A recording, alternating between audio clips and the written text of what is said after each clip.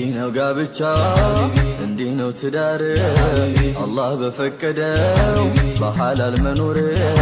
ትዳር ሐሴት አለው የመንፈስ እርካታ ፍጹም ሰላማዊ የዘላለም ደስታ የአይኑ ማረፊያ ናፍቆትም ስስቱ የልቡ ላይ ንግሥት አንቺ ነሽ ሕይወቱ ዘወትር አለሁ በይው አትራቂ ከጎኑ መጽናኛ ሁኝለት ለጭንቅም ላዘኑ ሐቁን ጠብቂለት ትእዛዙን አክብሪ